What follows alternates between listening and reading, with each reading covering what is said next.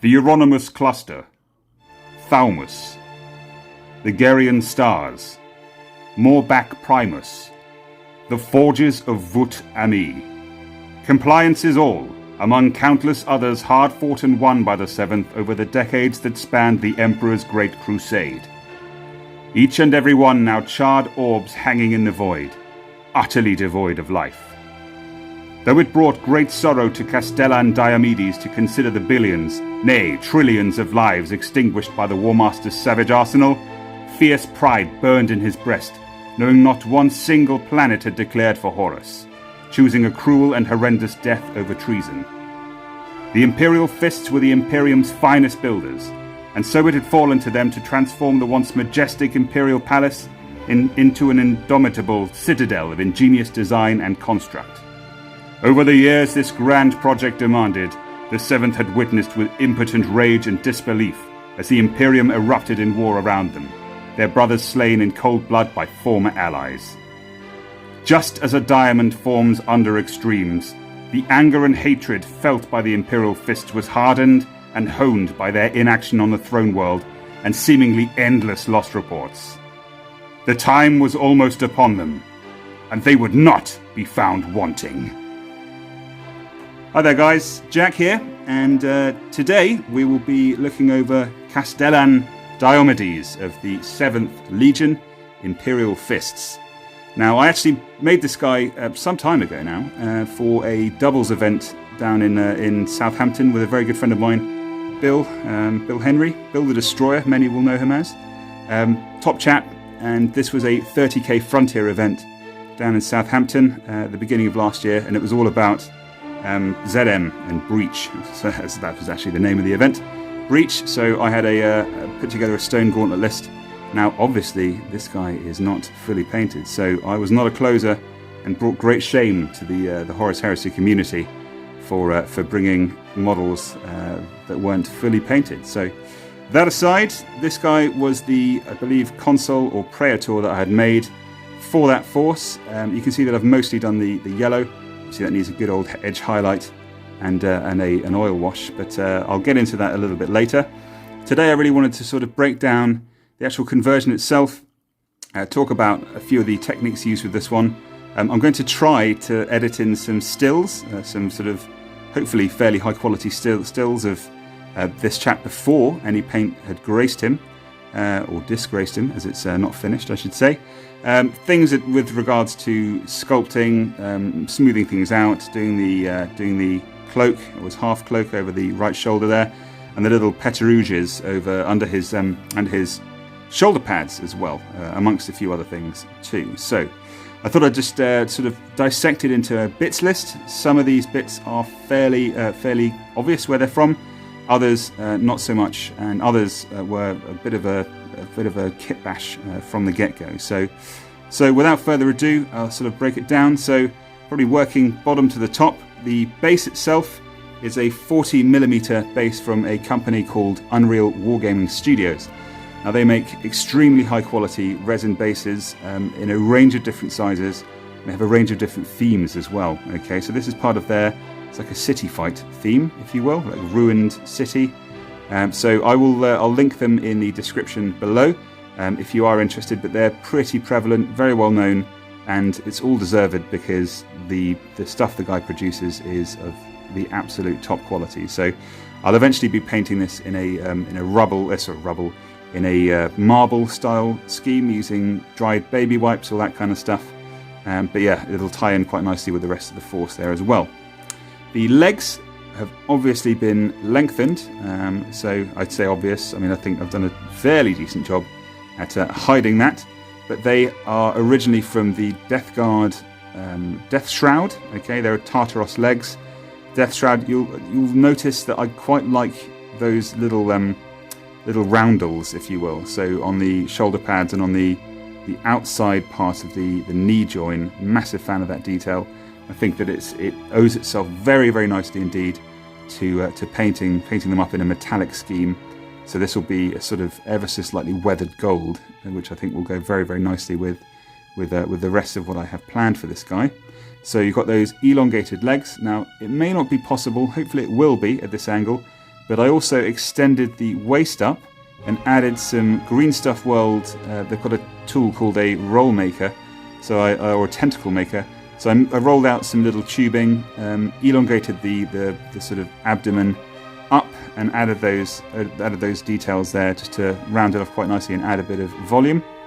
The belt buckle, some of you may know, it's been very, very carefully cut off a custodian, just a standard custodian. It's his sort of belt buckle, but I thought that laurel wreath is extremely Imperial, ties in very, very nicely with the aesthetic, or certainly with the aesthetic that I have for the Imperial fists. So that's a nice detail there as well. Pick that out in lovely metallics. The scroll, I believe, is from Grey Knights, so they have an awful lot of scrolls in their kits. So this is just a sort of maybe an order from a higher up, maybe even from one of the higher up captains potentially, or maybe even Dawn himself. Just a mission, letting this guy know what precisely he has to do. Obviously, as a praetor, he would be in charge of a fairly large force of men, but even a delegatus would have quite a lot of responsibility as well. So that would be their sort of mission orders, their remit. The tabard has been taken off of one of the Deathwing Knights, I believe they're called. So it is a 40k plastic kit, absolutely excellent. And at the moment, that is probably the plastic kit to go for, as we have 1st Legion Mania has gripped the world. So obviously we had the pre-release and subsequent delivery of Book 9, Crusade, and also Lionel Johnson himself, which is an absolute balls to the wall, gorgeous sculpt.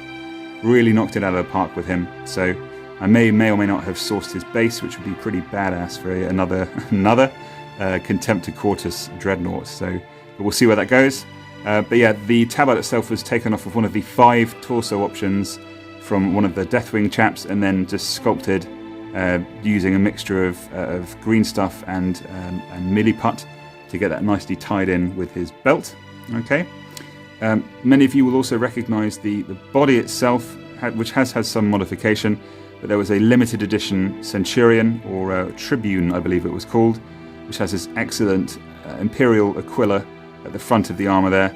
And I've just taken from the Finecast Captain Lysander the fist detailing and popped it right in the middle there. So with the wings, the fist, and those lightning bolts, which are very, very much a throwback to Unification, this ties in super well with that aesthetic, sort of like honourable, noble warrior who has a long standing with the Imperium and the Emperor himself. Perhaps this guy even fought alongside him. Fortunately, there are plenty of Raptor transfers around, decals, which I may be able to sneak onto this model, just to sort of tie that in quite nicely, just to show his age, infamy, skill, and veterancy in addition. So the head is from a Primaris Intercessor, okay, but what I've done, I don't know whether or not it's because I've collected the 14th Legion for too long. I mean, I mentioned in the last video about the baldness of the 14th Legion, but I've removed the mohawk from this head, so if you don't initially recognise it, not a problem. I've just taken that hair off there just to make him look a little bit more of a sort of monk aesthetic to some extent, but I think I love it for the scars and obviously the service stud there as well. The little camera module there, I believe, was taken off of just a standard plastic Indomitus pattern Terminator torso. The shoulder pads are, as I mentioned earlier, from the Death Shroud. So I've taken the right one with those studs on there, those bonding studs, and the left is just, I believe, took off the Legion symbol. So it's generic, but I love those little roundels there. I think they're absolutely mint. I think the left arm is actually still from that Centurion or the Tribune. So you can see the additional detailing on that shoulder pad there. That's shoulder pad, elbow guard, I suppose, that armour plate. And the right arm is just a standard plastic Tartarus arm. Okay. The axe is a combination of a few different things. So you've got the haft itself. That grip would be from one of the Grey Knight. It could actually also be from Dark Angels, to be fair. In fact, I think it is. Dark Angels, one of the maces that they have. Just that additional detailing and studs at the bottom, I think is really nice. And the main haft of the weapon is from Eidolon, who is the first captain of the 3rd Legion, Emperor's Children. So again, you've got that little wing detail there, which ties in with the Imperium, fealty and loyalty more than anything, honour and loyalty, which obviously are key words of the 7th Legion. Pretty much the most loyal legion you can get, I'd say, if I'm perfectly honest, but there we go. The blade of the axe, I honestly couldn't tell you, but it looks to me like it could be from an Age of Sigmar elf kit, maybe high elf axe, but it's got that lovely sort of very elegant sweep to it, which I think, again, it's a brutal weapon. It is a killer of men and space marines alike, but it is still balanced and elegant.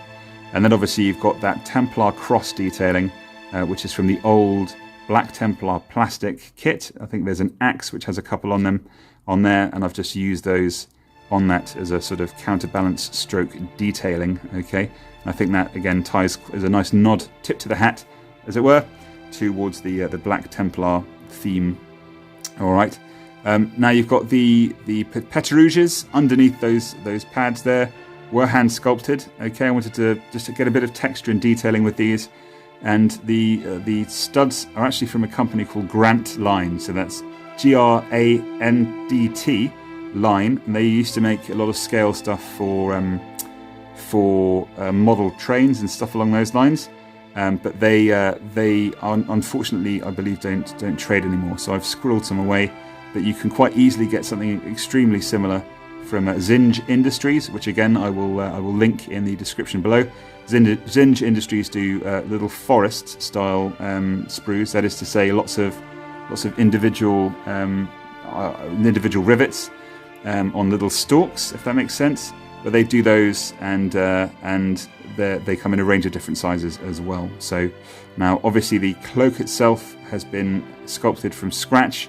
I have quite a bit of information on how to do this on my other social media, but when I get around to it, when I'm able to, when I have a good camera setup as well, I will definitely detail the process from start to finish for you guys, just to get you in a position where you could easily try it at home. It's one of those techniques that practice does make perfect, but honestly, if you know the basics, you can take it from there and invest in it as much or as little as you want. The shield is, of course, from, he says, of course, can't remember the name of the damn character. There we go. Alexis Pollux, who has a bromance, very famous bromance with Dantioch of the 4th Legion. But this man, Alexis Pollux, is obviously an Imperial Fist himself, of great stature, an absolutely enormous figure. But the shield is, again, lovely, super detailed, and would owe itself to a lot of nice little weathering and painting techniques. And I've just very gently added the handle on the back there, so it looks very natural being wielded by Castellan Diomedes here. So again, really can't wait to dip in and start painting this guy. There'll be a lot of golds, there'll be a lot of marbling effect. I think on his shoulder pads I'd like to get that all marbled up and have some dark, like black decals on the top there as well. I'm thinking of having the cloak and his tabard in a very royal blue in addition. But anyway, I'm more than happy to get some tips or advice or suggestions from you guys as to how you think this guy should look. Now, if the finished product of this video, I haven't managed to sneak in any stills, my apologies. But I'm using this sort of app software on my phone. It's excellent stuff, but I'm just still getting my head around it. So I want to make sure that it's all gravy. So. But yeah, otherwise, as you can see, the yellow has mostly been done. I followed an excellent little tutorial for the yellow by X2 Painting. So it's a chap called Prometheus. He's an ex-Forge World painter, and he has a lot of love for the Imperial Fists. And it's basically you start off with a pre-shade of like a brown and white, and then you just spray this Vallejo yellow over the top. And it makes that beautiful shading there.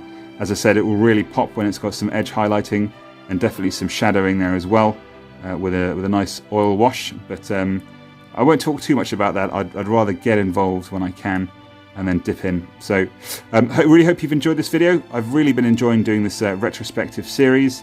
Like I said, any suggestions, any specific characters that you want me to cover, do not hesitate to make those suggestions. Otherwise, if you're not already subscribed, please smash that subscribe. like the video, and stay tuned for some more excellent content. Cheerio!